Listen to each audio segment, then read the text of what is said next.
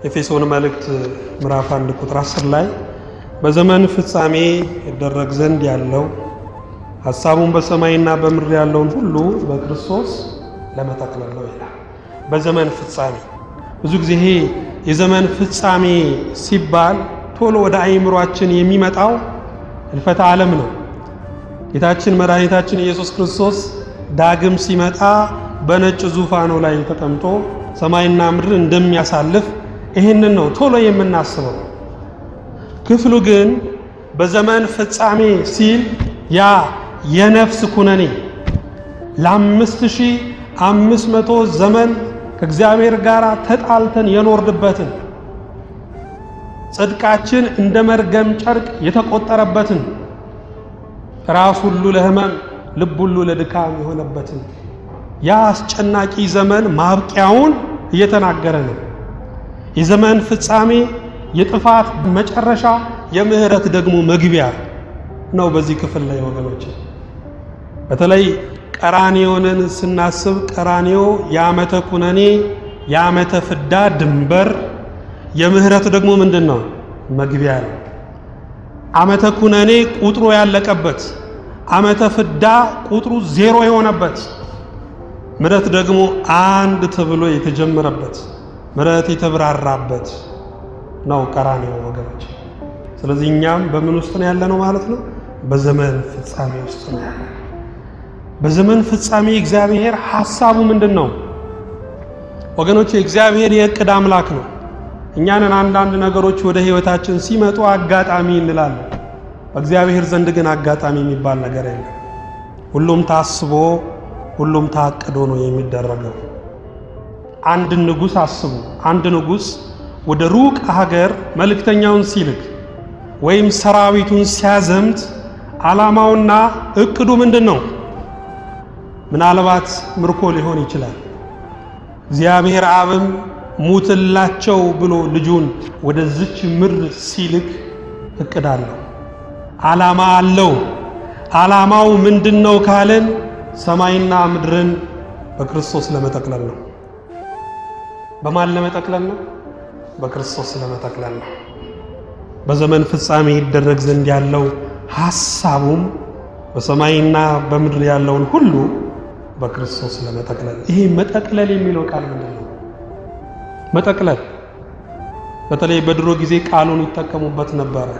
የቤጌ ምድር ጠቅላይ ግዛት፣ የጎጃም፣ የጎንደር፣ የሐረርጌ ጠቅላይ ግዛት እያሉ ይጠቀሙበታል ቃሉ።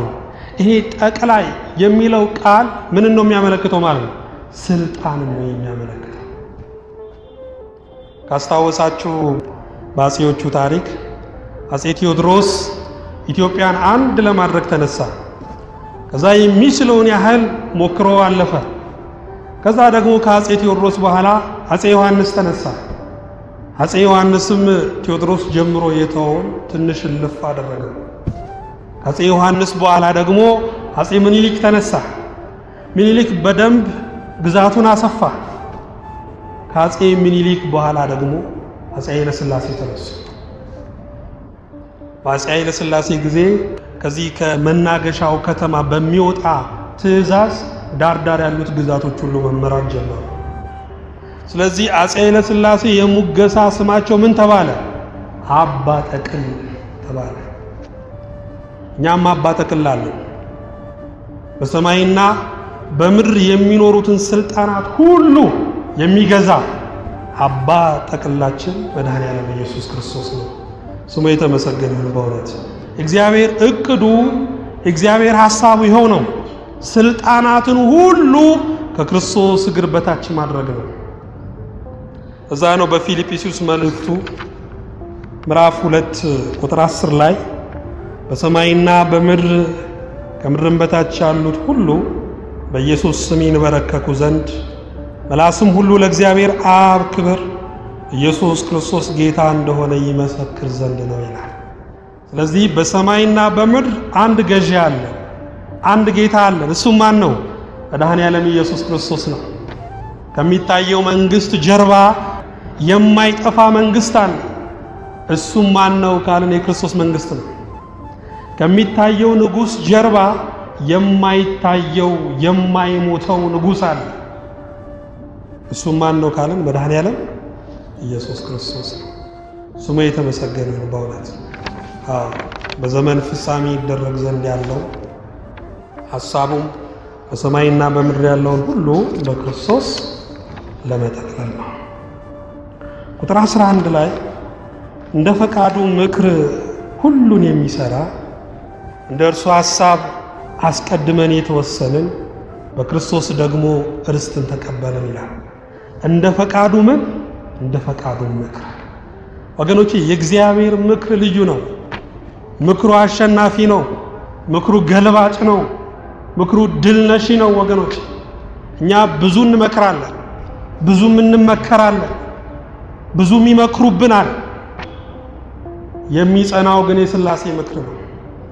ሂዶ ሂዶ መጨረሻ ላይ የሚፈጸመው የእግዚአብሔር ምክር ነው። ወገኖቼ ሰዎች ክሳችሁን ሲጽፉ ሊውሉ ይችላሉ። እግዚአብሔር ግን ካልፈረመበት አይሆንም። ከምክራቸው ጋራ እግዚአብሔር ካለበት ፍሩ።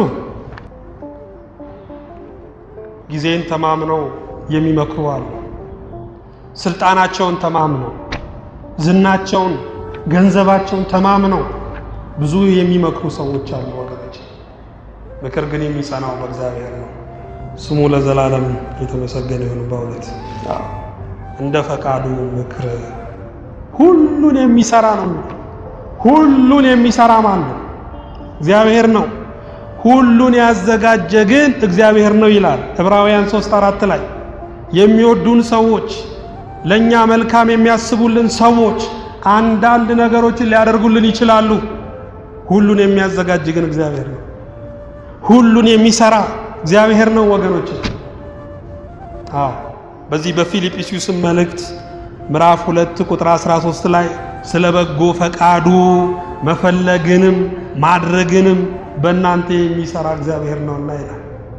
ፈቃዱ ከሆነ ያ ፈቃዱ የሆነውን ነገር እንድንፈልገው እንድንመኘው የሚያደርግ የተመኘነውንም ደግሞ እግዚአብሔርን ፈቃድ እንድንሰራው እንድንፈጽመው የሚያደርግ በውስጣችን ሆኖ ስራውን የሚሰራ ማን ነው ወገኖች? እግዚአብሔር ነው። ሁሉን የሚሰራ ሲል ኑሯችንንም ያጠቃልላል። ወገኖቼ ትዳርን የሚሰራ እግዚአብሔር ነው። ትዳር ግዢ አይደለም። ትዳር የእግዚአብሔር ስጦታ ነው።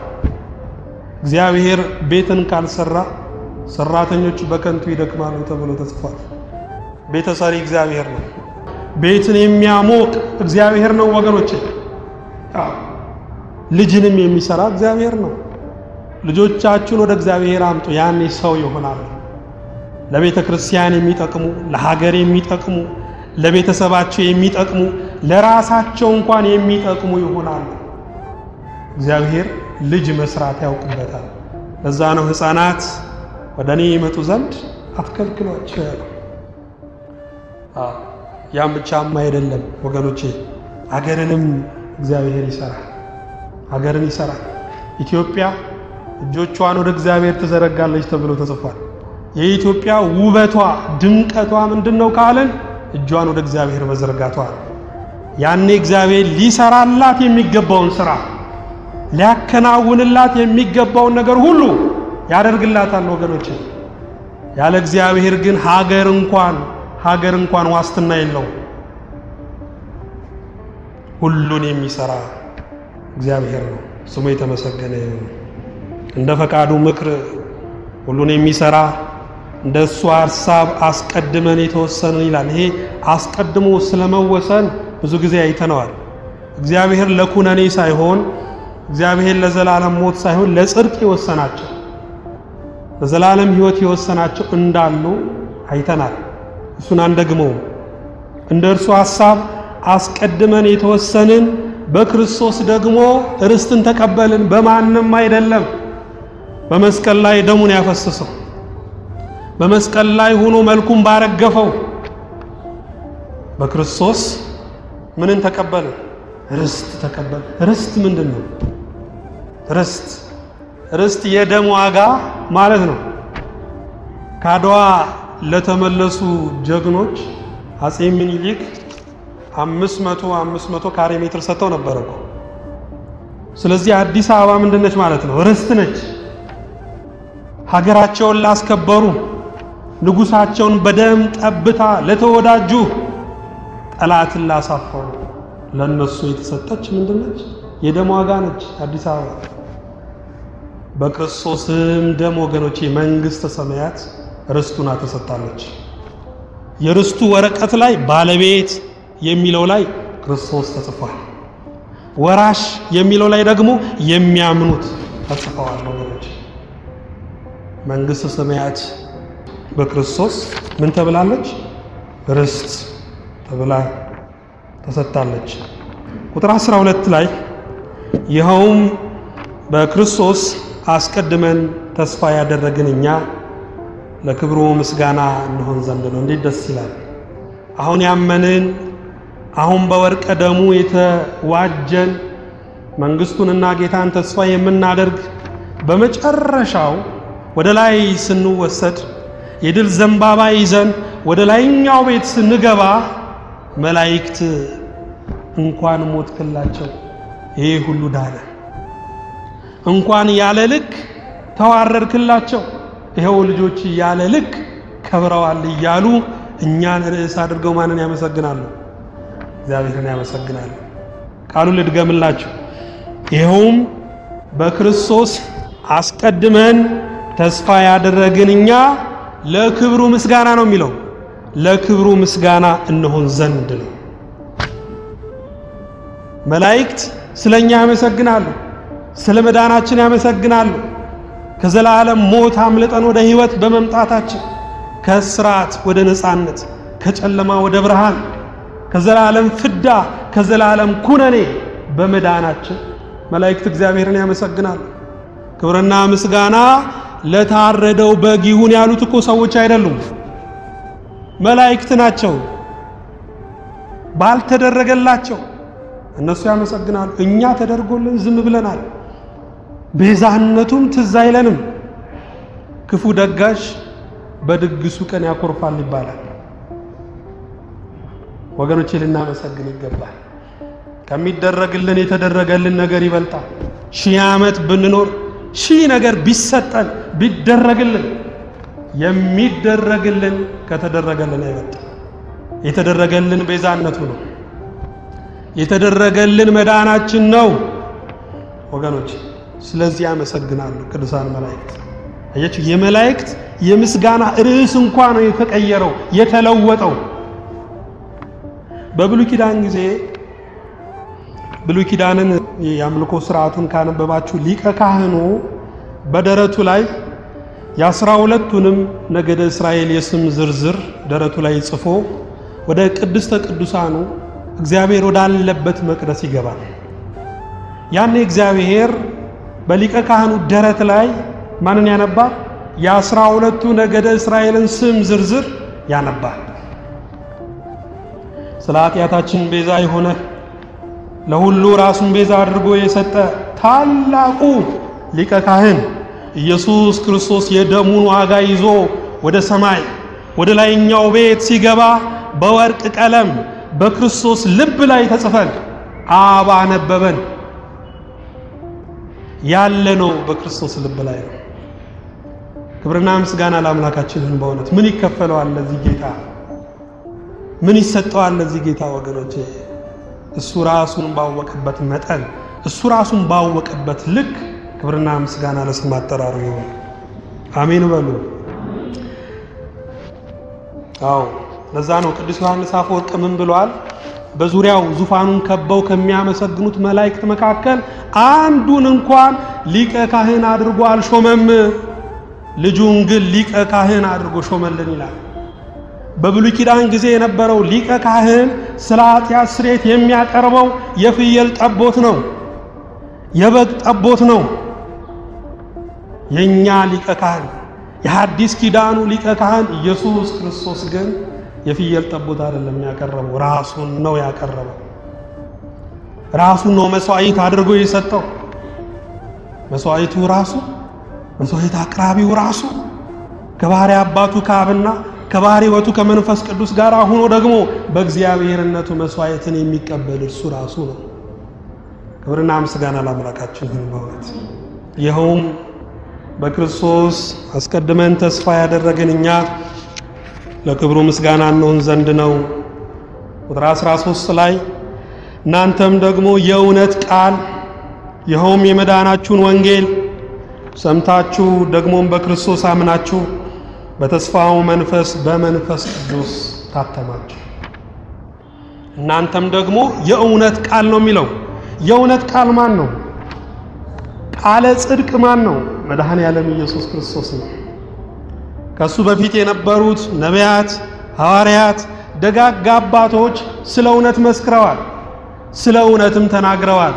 ኢየሱስ ክርስቶስ ግን ስለ እውነት ሊናገር አይደለም፣ እሱ ራሱ እውነት ሆኖ ነው የመጣው። ለዛ ነው በዮሐንስ ወንጌል ምዕራፍ 14 ቁጥር 6 ላይ እኔ መንገድና እውነት ሕይወትም ነኝ፣ በእኔ በቀር ወደ አብ የሚመጣ የለም ይላል። እኔ ምንድነኝ አለ? መንገድ ነኝ። መንገድ የማያሳስት መንገድ፣ ወደ አባቱ የሚመራ ወደ አባቱ የሚያደርስ መንገድ፣ እንከን የሌለበት መንገድ ኢየሱስ ክርስቶስ ተፈትኖ ያለፈ ነፃ የሚያወጣ አርነት የሚያወጣ እውነት ኢየሱስ ክርስቶስ ነው። የማይጠፋ ድጋሚ የማይሞት ከዘላለም ዘመናት በፊት የነበረ ወደፊትም የሚኖር ሕይወት ደግሞ ማን ነው? ኢየሱስ ክርስቶስ ነው። ልብ አድርጉ። ያለ መንገድ መጓዝ አይቻልም፣ መራመድ አይቻልም። ያለ እውነትም ማወቅ አይቻልም፣ ያለ ሕይወትም መኖር አይቻልም። ስለዚህ በእርሱ መንገድነት ተራመዱ፣ በእርሱ መንገድነት ተጓዙ። ያኔ እውነት አርነት ያወጣቸዋል፣ እውነት ነፃ ያወጣቸዋል፣ በዘላለም ሕይወትም ያከብራቸዋል። ዛሬ ብዙ ሰዎች እውነቱ ምንድነው ይላሉ። ብዙ መጽሐፍትን አነበብኩ፣ ብዙ ሰዎችንም ጠየቁ። እረ እውነቱ የእውነት አገሯ ወዴት ነው ይላሉ። እውነት ግን ክርስቶስ ነው። በእርግጥ በዓለም ላይ አንዳንድ እውነቶች አሉ። የሳይንስ እውነት አለ፣ የሂሳብ እውነት አለ፣ የፊዚክስ እውነት አለ። ነፃ የሚያወጣ እውነት ግን የድንግል ልጅ መድኃኔ ዓለም ኢየሱስ ክርስቶስ ነው። ክብርና ምስጋና ለአምላካችን ይሁን። በእውነት ለዛ ነው እኔ መንገድ እውነት ሕይወት ነኝ፣ በእኔ በቀር ወደ አብ የሚመጣ የለም ያለው። ስለዚህ የእውነት ቃል እርሱ ነው። ይኸውም የመዳናችሁን ወንጌል ነው የሚለው። የመዳን ወንጌል።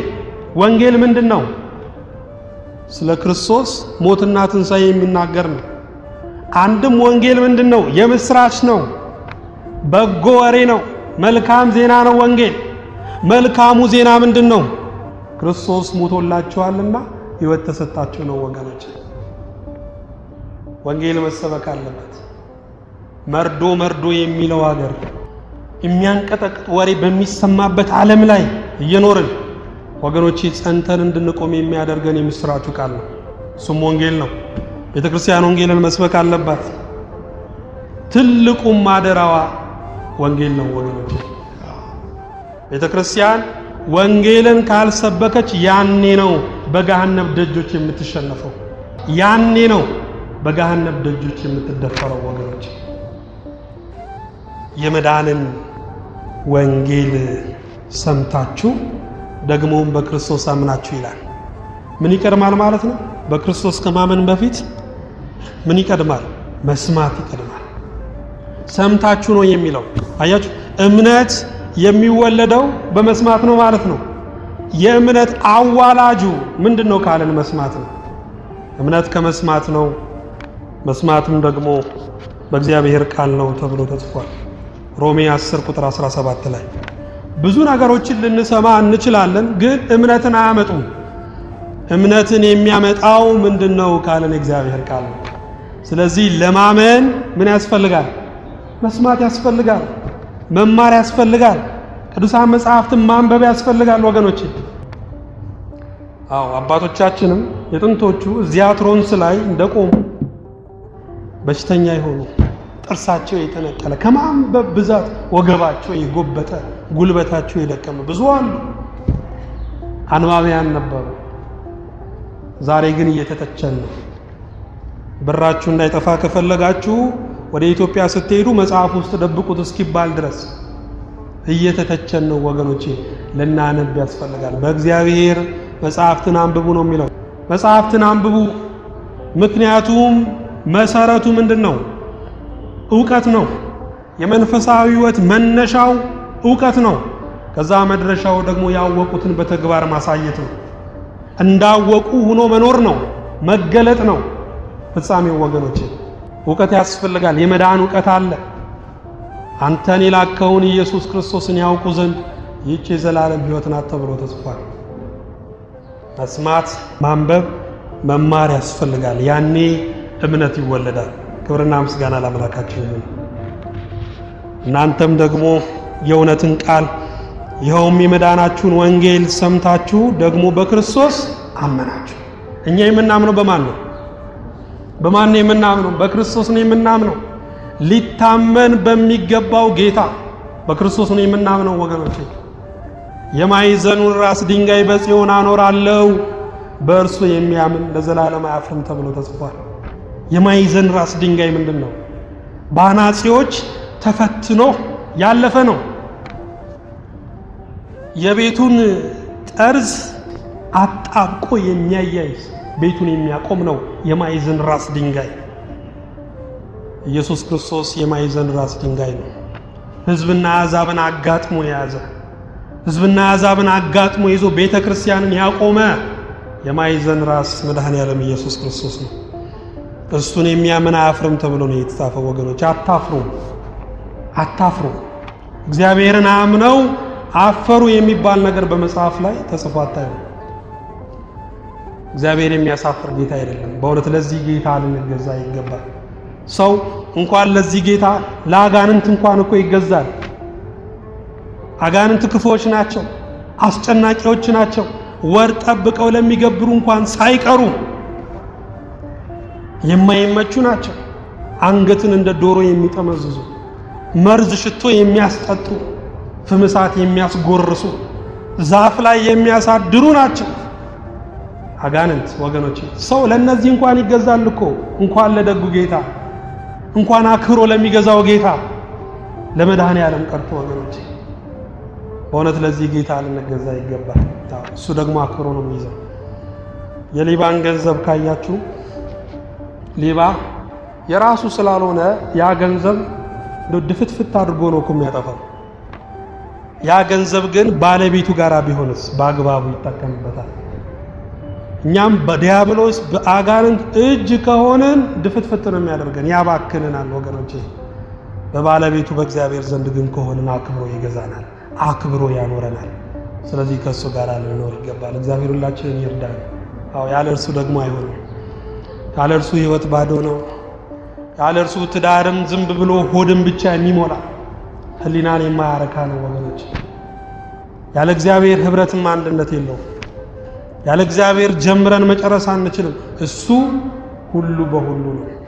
ከልባችን እስከ ደጃፍ ያለው እሱ ነው። ከዝማሬያችን እስከ ሰማይ ያለው እሱ ነው ወገኖቼ። ክብርና ምስጋና ለአምላካችን ይሁን። ለዚህ ጌታ ልንኖር ይገባል።